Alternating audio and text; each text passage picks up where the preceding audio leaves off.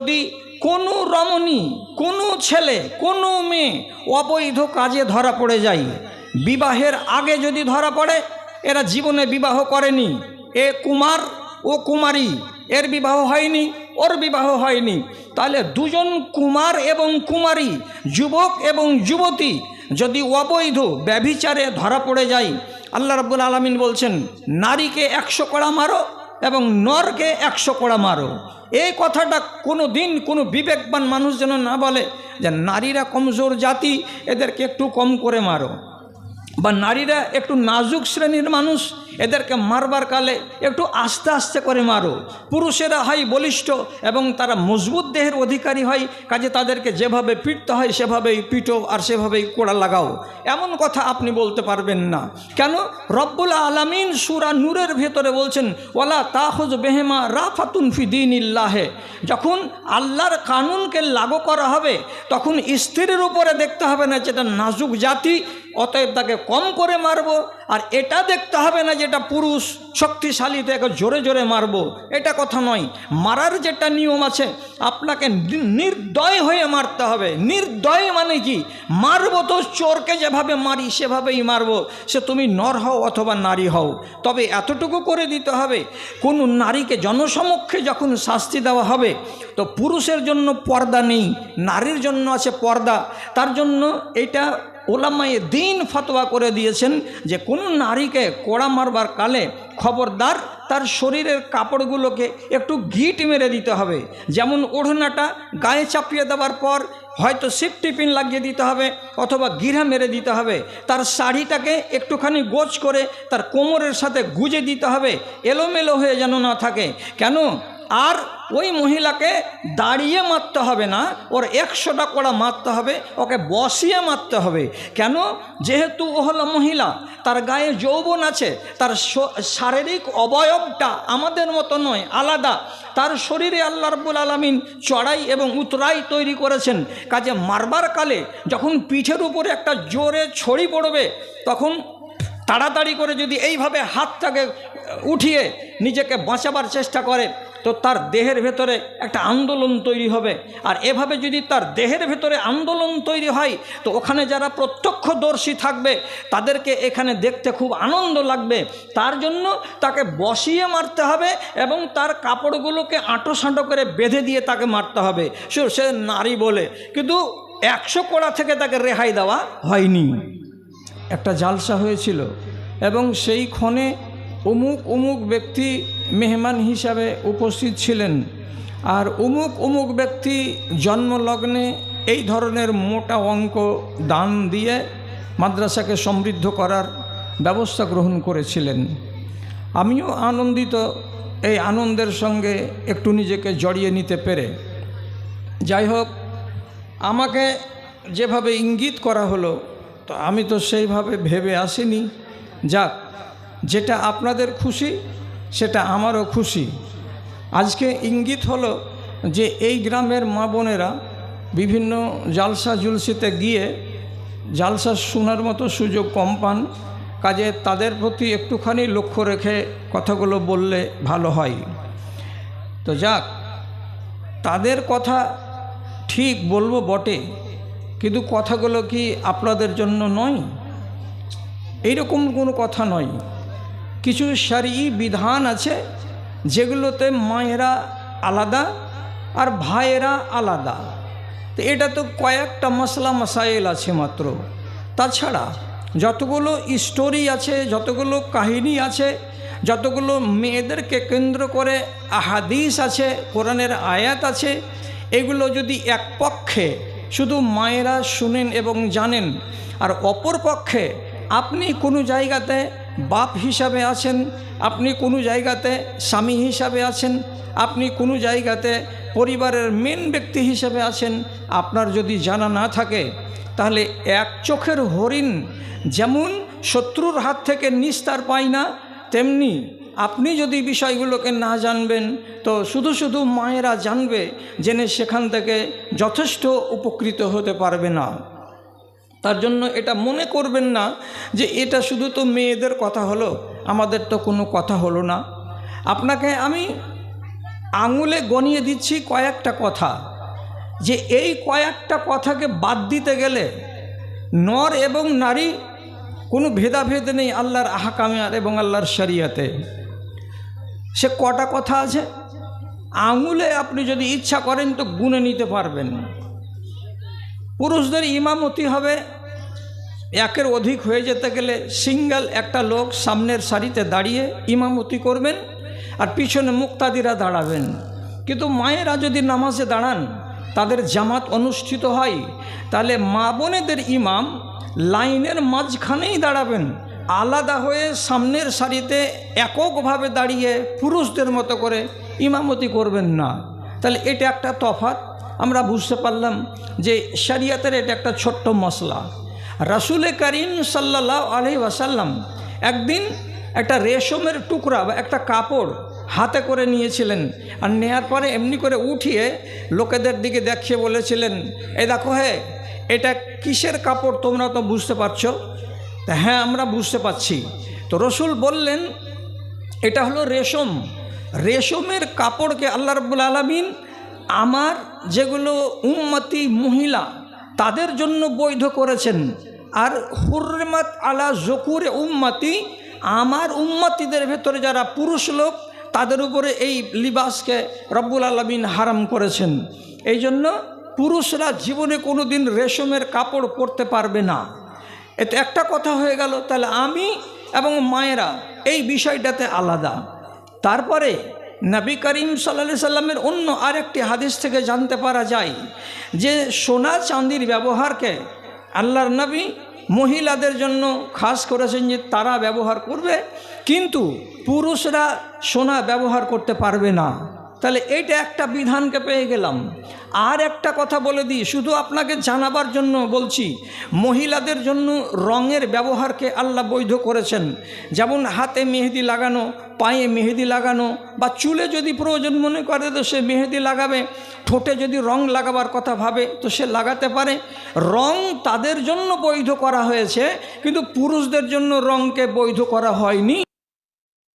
মশলাতে মায়েরা আমাদের থেকে আলাদা আর আমরা ওদের থেকে আলাদা। তবে এই কথাটা বলে রাখি, ওলামায়ে দ্বীন যদি কোনো বেশি বলে দিই তাহলে আমি আপনার সাথে আর আপনি আমার সাথে বুঝাসুঝা করে নেবেন। যেদিন বিবাহ শাদী হয় সেই দিন আমাদের দেশের মায়েরা আর আমাদের দেশের ভাইয়েরা উভয় পক্ষ কিন্তু হলুদ মাখে। তো মেয়েরা হলুদ মাখলো, এখানে তো কোনো আপত্তি নেই, ছেলেরা কি হলুদ মাখতে পাবে? এই ব্যাপারে একটু কথা জেনে রাখা উচিত যে সাহাবী আব্দুর রহমানের গায়ে আল্লাহ পাকের রাসূল কিছু রং দেখেছিলেন। তো রং দেখার পরে জিজ্ঞেস করেছিলেন, এই রং কোথায়? তো উনি উত্তর দিয়ে বলেছিলেন যে আমি বিবাহ করেছি বলে আমার গায়ে এই রংটা এসেছে। এই দেখে এক দল আলেম বলছেন অ্যাকচুয়ালি আব্দুর রহমান নিজের গায়ে হলুদ মাখেননি। তাহলে কি করে আব্দুর রহমানের গায়ে হলুদ নবীজি দেখতে পেলেন? তো এর উত্তরে ওলামায়ে দ্বীন বলছেন এক অংশ যে তিনি রাত্রিকালে নিজের নব স্ত্রীর সাথে মিলিত হয়েছিলেন, স্ত্রীর গায়ে ছিল হলুদ, সেই হলুদের রং কিছুটা আব্দুর রহমানের গায়ে লেগে গেছিল বলে রাসূলুল্লাহ দেখেছিলেন। এই কথাটা মানতে বড্ড কষ্ট হয়। কেন কষ্ট হয়? শুকনো রং গায়ে গোসল করার পরে এটা যদি আমি আপনার গায়ে গা লাগিয়ে এমনি করে ঘষটাই তো ওই রংটা আমার গায়ে আসবে না, কোনো দিনই আসতে পারে না। তাহলে বোঝা যাচ্ছে যে আব্দুর রহমান নিশ্চয়ই ওই বিবাহের অবলম্বনে কিছু একটা রং বা হলুদ ব্যবহার করেছিলেন। এত কথাই না গিয়ে শুধু একটা কথা বলি, হাফিজ ইবনে হাজার আসকালানী রাহিমাহুল্লাহ উনি বলছেন যে কেবলমাত্র বিবাহের সময়ে, বিবাহের কালে পুরুষ লোক যদি রং ব্যবহার করে তাহলে বিবাহের সুযোগে তাকে একটি বার মাত্র সুযোগ দেওয়া হবে, তাছাড়া দেওয়া হবে না। বোঝা গেল রং আমাদের জন্য নয়, রং মা বোনদের জন্য। এবার আতর আমরা ব্যবহার করতে পারি সচরাচর, কিন্তু মায়েরা সচরাচর আতর ব্যবহার করতে পারবেন না। যদি আতর ব্যবহার করার পর যদি কামরার ভেতরে, বাড়ির ভেতরে নিজের পরিবারে থেকে থাকেন এবং ঋতু যখন শেষ হবে, মাসিক যখন শেষ হবে, এই রকম সময়ে উনারা যদি কি করেন, একটু আতর ব্যবহার করেন, তাহলে তাদের জন্য বৈধ হবে। কিন্তু আতর লাগানো শরীর এবং কাপড় নিয়ে কোনো মা বাড়ির বাইরে যেতে পারবেন না। যদি কোনো মহিলা আতর লাগিয়ে বাড়ির বাইরে যায়, তাহলে ওই মহিলাকে খুব কঠিন ভাষাতে নবীজি বলেছেন ফাইন্নাহা জানিয়াতুন, ওই মহিলাকে বেশ্যা বলা হয়েছে। ওই নারীকে খুব জঘন্য ভাষা দিয়ে নবীজি বললেন ওর ভেতরে ঈমান না থাকার মতো ব্যাপার। তাহলে এখানে বোঝা গেল যে একটুখানি তফাৎ পাওয়া গেল। আর একটা কথা বলে দিই, সেটা হলো এই যে আল্লাহ রাব্বুল আলামিন এমন কিছু বিধান দিয়েছেন যেই বিধানগুলো মায়েদের সঙ্গে সম্পৃক্ত। যেমন রমজান মাসে রোজা রাখা অবস্থায় মায়েদের যদি ঋতু চলে আসে, তাহলে আল্লাহ তাআলা তাদেরকে ছাড় দিয়েছেন, অন্য মাসে তারা রোজা রেখে নিতে পারবে। কিন্তু পুরুষদের ক্ষেত্রে এই জিনিসটা নেই বলে পুরুষরা এই বিধান থেকে মুক্ত। কোনো মায়ের পেটে যদি বাচ্চা থাকে এবং ওই মহিলা গর্ভবতী অবস্থায় আছে বলে তার পেটের বাচ্চাটা শুকিয়ে যেতে পারে, সাইজ ছোট হয়ে যেতে পারে, বা ওর শরীরটা দুর্বল হয়ে যেতে পারে, এই রকম যদি ভাবনা থাকে, তাহলে সে মহিলা রমজান মাসের রোজাকে ছেড়ে দিতে পারবে এবং পরবর্তী সুযোগে সে আবার সুবিধা যখন মনে করবে তখন সে রোজা রাখতে পারবে। তারপর কোনো মায়ের কোলে যদি 3 মাস 4 মাসের বাচ্চা থাকে, যদি রমজানের রোজা রাখার কারণে তার দুধ কম পড়ে যায়, অর্থাৎ পর্যাপ্ত পরিমাণে দুধ শিশু পান করতে না পায়, আর বাচ্চার শরীর যদি দুর্বল হওয়ার সম্ভাবনা দেখা দেয়, তাহলে সেই ক্ষেত্রে আল্লাহ রাব্বুল আলামিনের পক্ষ থেকে, নবীজির পক্ষ থেকে ছাড় দেওয়া হয়েছে মা বোনেদেরকে যে তোমার কোলের শিশুর ক্ষতি না করে তুমি রমজান মাসের রোজাকে কাজা করতে পারো, পরবর্তী সুযোগে তোমাকে সেটাকে করে নিতে হবে। তাহলে এইখানে এই বিধানগুলো তাদের সঙ্গে যুক্ত বলে তাদের বিধান হলো আমরা এগুলো থেকে মুক্ত, এই জন্য এগুলোর সাথে আমাদের কোনো লেনাদেনা নেই। 2-1টা কথা আর বলে দিই, শরিয়াতে একটু আলাদা আমার মায়েরা। কি করে আলাদা? যেমন নবী করিম সাল্লাল্লাহু আলাইহি সাল্লাম বলেছেন, কোনো স্ত্রীর স্বামী যদি বাড়িতে অবস্থানরত থাকেন আর বাড়িতে স্বামী আছেন, ওই অবস্থায় কোনো মহিলা যদি নফল রোজা পালন করতে চায়, তাহলে তার স্বামীর অনুমতি নিয়েই তাকে রোজা রাখতে হবে। স্বামীর অনুমতি ছাড়া নফল রোজা কোনো স্ত্রী রাখতে পারবে না। কেন পারবে না? স্বামীর বিভিন্ন প্রয়োজন আছে আপনাকে ঘিরে, সে তার জৈবিক চাহিদা হোক, তার মানসিক চাহিদা হোক, তার সেবা শুশ্রূষার ব্যাপার হোক, বা তার সংসারের টানার ব্যাপার হোক, যেটাই হোক না কেন, নফল রোজা রাখার ক্ষেত্রে মায়েরা তার স্বামীর অনুমতি ছাড়া রোজা রাখতে পারবে না। আপনি নিজের স্ত্রীর কাছে অনুমতি নিতে বাধ্য নন। আপনি সংসারের কর্তা ব্যক্তি, আপনার যদি নফল রোজা রাখার ইচ্ছা হয়, তাহলে আপনাকে আপনার স্ত্রীর কাছে অনুমতি নিতে হবে না। তাহলে এই একটা আলাদা জিনিস হয়ে গেল। আর 2-1টা জিনিসের ব্যাপারে শুধু সাবধান করে দেওয়া যায় যে মায়েদের জন্য একটা বিধান হলো এই, কোনো মা যেন তার অরিজিনাল চুলের সাথে বাজার থেকে চুল কিনে এনে তাতে জোড় লাগিয়ে বেনি বানিয়ে, বেনির সাইজটাকে লম্বা করে বড় একটা খোপা বানিয়ে লোককে যেন দেখাতে চেষ্টা না করে যে আমার মাথায় এত বড় চুল আছে, যার কারণে আমার মাথার পেছন দিকে এত বড় খোপা হয়েছে। এইটাকে বলা হয় আরবি ভাষাতে ওয়াসেলা। যারা চুলের সঙ্গে চুলকে জোড় দেবে সেই নারীকে আল্লাহ রাব্বুল আলামিন লানত করেছেন। তারপরে আবার আরেকটা নিষেধ আল্লাহ রাব্বুল আলামিনের পক্ষ থেকে, কোনো মা, কোনো খালা ও যদি মনে করে যে আমার চোখের উপরে যে এই ভ্রুগুলো আছে, এই ভ্রুগুলো অনেকের বেশি থাকে, অনেকের কম থাকে। এবার আজকালকার জামানায় যারা আধুনিক যুগের মেয়ে, যারা নেটকে খুব বেশি ব্যবহার করে আর যারা সৌন্দর্যকে নিয়ে বেশি ব্যস্ত থাকে দিন আর রাত, তারা দেখেছে যে ভালো ভালো এই যেগুলো সব আজকালকার জামানাতে দোকান পাওয়া যাচ্ছে বা হচ্ছে, যে সমস্ত দোকানে সেলুনে যেতে গেলে বিভিন্ন রকমের ডিজাইন করে আপনি পাবেন বা পেয়ে যাবে। ওখানে গিয়ে অনেক মাকে দেখবেন, আল্লাহ হিফাজত করে এদের, ভুরুগুলোকে নাপিতের কাছে গিয়ে তারা উপড়িয়ে নিয়ে চাঁদের মতো, পহেলা তারিখের চাঁদের মতো এটাকে সরু করে নেয় আর চওড়া করে রাখে না, চুলগুলোকে উপড়ে উপড়ে সাইজ করে নেয়। এইটা হলো অত্যন্ত বাজে অভ্যাস, আল্লাহর সৃষ্টিতে পরিবর্তন তৈরি করা। তার জন্য আল্লাহ তাআলার নবী বলছেন, লানাল্লাহুল ওয়াসিলাতা ওয়াল মুস্তাউসিলাতা ওয়াল ওয়াশিমাতা ওয়াল মুস্তাউসিমাতা ওয়াল মুতাফাল্লিজাত। আবার রাসূলুল্লাহ বলছেন, অন্য হাদিসে সব কটির নাম এসেছে, এইভাবে যদি কেউ ভ্রুকে উপড়িয়ে সরু করতে যায় তাহলে ওই নারীকে লানত দেওয়া হয়েছে। আবার কোনো মহিলা যদি কি করে, নিজেকে চিকন এবং সৌন্দর্য অধিক মাত্রায় বাড়াবার উদ্দেশ্যে দাঁতগুলোকে যদি চোখা করে নেই, কাউরি কাছে গিয়ে, কোনো ডাক্তারের কাছে গিয়ে, যাতে দেখতে আমাকে ভালো লাগবে, তাহলে এটাকেও আল্লাহ পাকের নবী নিষেধ করেছেন এবং বলেছেন এটা লানতের কারণ। তারপর এইভাবে যদি কিছু বর্ণনা করা যায়, তা আর একটু শুধু কথা বলে দিই, দেওয়ার পরে অন্যদিকে যাই। তাহলে এই কোনো স্ত্রী লোক, কোনো মা, কোনো বোন, কোনো খালা কোনো বিয়ে বাড়ি গেল, কোনো অনুষ্ঠানে গেল, সেখানে গিয়ে বহু নর নারীর সাথে তার দেখা হলো। এবার মেয়ে মজলিসে সে এমন একটা কোনো মেয়ে ছেলেকে দেখেছে, যেই মেয়ে ছেলেটি অধিক সুন্দরী, তার চেহারা, তার গ্লেজ, তার চুল, তার কথাবার্তা, তার ধরন ধারণ সব কিছু মুগ্ধকর, এমন একটা সুন্দরী মেয়ে ছেলেকে সে দেখেছে।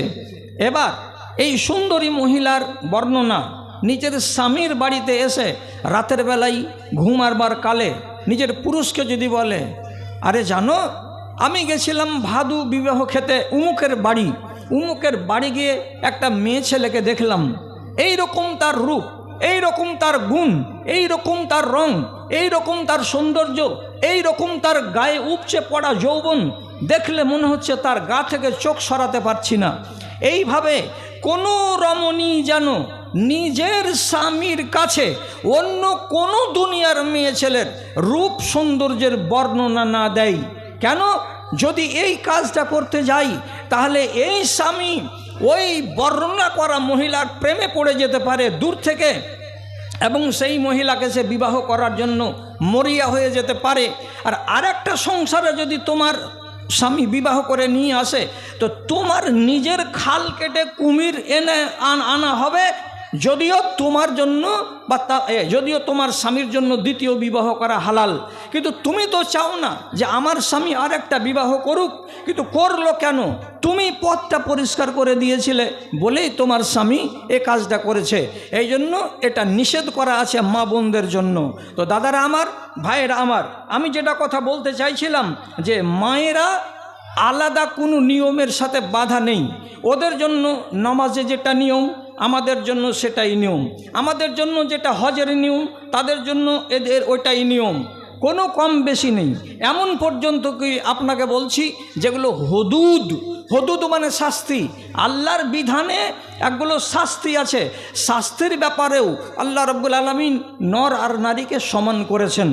আপনাকে উদাহরণ দিয়ে বলি, আল্লাহ তাআলা কোরআন মাজিদে বলছেন, আস-সারিকু ওয়াস-সারিকাতু ফাকতাউ আইদিয়াহুমা।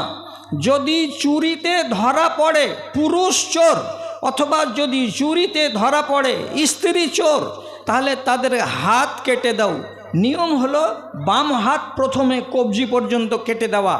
আপনি যদি এবার বলেন মেয়ে ছেলের ব্যাপারে এত কড়া আইন কেন এলো? পুরুষরা যদি কেটে দেয় তাদের হাত, তো তাহলে পুরুষদের ক্ষেত্রে আপনাকে কড়া লাগে না, কিন্তু নারীদের ক্ষেত্রে আপনাকে কড়া লাগে। কেন কড়া লাগে? অনেক লোক যুক্তি দেখায়, এই মহিলার যে হাতটাকে চুরির দায়ে কেটে নেওয়া হলো, তাহলে থালা মাজবে কি করে? ওর স্বামীর কাপড়গুলো কেচে দেবে কি করে? ও হাঁড়ি, তরকারির হাঁড়িটা, ভাতের হাঁড়িটা ও ধরবে কি করে? কবজি পর্যন্ত তো কেটে দেওয়া হয়েছে মহিলাটার, তো এই মহিলার উপরে তো অন্যায় হয়ে গেল। তা আপনি এদিকে দেখবেন না, নিজের দিকেও তো তাকান। আপনি এক হাত দিয়ে সংসারের কি কাজ করবেন? আপনাকে যদি গুড় তৈরি করা মেশিনের কাছে নিয়ে যাওয়া হয় আর দিয়ে বলা হয় কে মানে কুসর ঢুকাও মেশিনে, তো কোন হাত দিয়ে কুসরটাকে ঢুকাবেন আর কোন হাত দিয়ে আপনি কুসরটাকে সাইজ করবেন? আপনাকে যদি কাঁড়ি কাটতে দেওয়া যায়, আপনি এক হাত দিয়ে কাঁড়ি কাটবেন না এক হাত দিয়ে হাঁসুয়া ধরবেন? কিভাবে কাটবেন? তো নারীর ক্ষেত্রে যেমন অসুবিধা, নরের ক্ষেত্রেও তেমনি অসুবিধা। অতএব আল্লাহর কানুন যদি লঙ্ঘিত হয় তাহলে তারও হাত কেটে নিতে হবে আর পুরুষেরও হাত কেটে নিতে হবে। আল্লাহ তাআলা এখানে কোনো ছাড় দেননি, শাস্তির বিধানে নারীরা সমান। আবার আপনাকে বলছি, আল্লাহ রাব্বুল আলামিন কোরআন মাজিদে বলছেন কি, আয-যানিয়াতু ওয়াজ-যানি ফাজলিদু কুল্লা ওয়াহিদিন মিনহুমা মিয়াত জালদা। যদি কোনো রমণী, কোনো ছেলে, কোনো মেয়ে অবৈধ কাজে ধরা পড়ে যায়, বিবাহের আগে যদি ধরা পড়ে, এরা জীবনে বিবাহ করেনি, এ কুমার ও কুমারী, এর বিবাহ হয়নি, ওর বিবাহ হয়নি, তাহলে দুজন কুমার এবং কুমারী, যুবক এবং যুবতী যদি অবৈধ ব্যভিচারে ধরা পড়ে যায়, আল্লাহ রাব্বুল আলামিন বলছেন নারীকে 100 কড়া মারো এবং নরকে 100 কড়া মারো। এই কথাটা কোনো দিন কোনো বিবেকবান মানুষ যেন না বলে যে নারীরা কমজোর জাতি, এদেরকে একটু কম করে মারো, বা নারীরা একটু নাজুক শ্রেণীর মানুষ, এদেরকে মারবার কালে একটু আস্তে আস্তে করে মারো। পুরুষেরা হয় বলিষ্ঠ এবং তারা মজবুত দেহের অধিকারী হয়, কাজে তাদেরকে যেভাবে পিটতে হয় সেভাবেই পিটো আর সেভাবেই কোড়া লাগাও, এমন কথা আপনি বলতে পারবেন না। কেন? রব্বুল আলামিন সূরা নূরের ভেতরে বলছেন ওয়ালা তাখুজ বেহেমা রাফাতুন ফি দীনিল্লাহে। যখন আল্লাহর কানুনকে লাগু করা হবে তখন স্ত্রীর উপরে দেখতে হবে না যেটা নাজুক জাতি, অতএব তাকে কম করে মারবো, আর এটা দেখতে হবে না যেটা পুরুষ শক্তিশালী তাকে জোরে জোরে মারবো, এটা কথা নয়। মারার যেটা নিয়ম আছে আপনাকে নির্দয় হয়ে মারতে হবে। নির্দয় মানে কি? মারবো তো চোরকে যেভাবে মারি সেভাবেই মারবো, সে তুমি নর হও অথবা নারী হও। তবে এতটুকু করে দিতে হবে, কোনো নারীকে জনসমক্ষে যখন শাস্তি দেওয়া হবে তো পুরুষের জন্য পর্দা নেই, নারীর জন্য আছে পর্দা। তার জন্য এটা ওলামায়ে দ্বীন ফতোয়া করে দিয়েছেন যে কোনো নারীকে কোড়া মারবার কালে খবরদার তার শরীরের কাপড়গুলোকে একটু গিট মেরে দিতে হবে। যেমন ওড়নাটা গায়ে চাপিয়ে দেওয়ার পর হয়তো সেফটি পিন লাগিয়ে দিতে হবে অথবা গিরা মেরে দিতে হবে। তার শাড়িটাকে একটুখানি গোছ করে তার কোমরের সাথে গুজে দিতে হবে, এলোমেলো হয়ে যেন না থাকে। কেন? আর ওই মহিলাকে দাঁড়িয়ে মারতে হবে না, ওর 100টা কোড়া মারতে হবে, ওকে বসিয়ে মারতে হবে। কেন? যেহেতু ও হলো মহিলা, তার গায়ে যৌবন আছে, তার শারীরিক অবয়বটা আমাদের মতো নয়, আলাদা। তার শরীরে আল্লাহ রাব্বুল আলামিন চড়াই এবং উতরাই তৈরি করেছেন। কাজে মারবার কালে যখন পিঠের উপরে একটা জোরে ছড়ি পড়বে তখন তাড়াতাড়ি করে যদি এইভাবে হাতটাকে উঠিয়ে নিজেকে বাঁচাবার চেষ্টা করে তো তার দেহের ভেতরে একটা আন্দোলন তৈরি হবে। আর এভাবে যদি তার দেহের ভেতরে আন্দোলন তৈরি হয় তো ওখানে যারা প্রত্যক্ষদর্শী থাকবে তাদেরকে এখানে দেখতে খুব আনন্দ লাগবে। তার জন্য তাকে বসিয়ে মারতে হবে এবং তার কাপড়গুলোকে আঁটো সাঁটো করে বেঁধে দিয়ে তাকে মারতে হবে। সে নারী বলে, কিন্তু 100 কোড়া থেকে তাকে রেহাই দেওয়া হয়নি।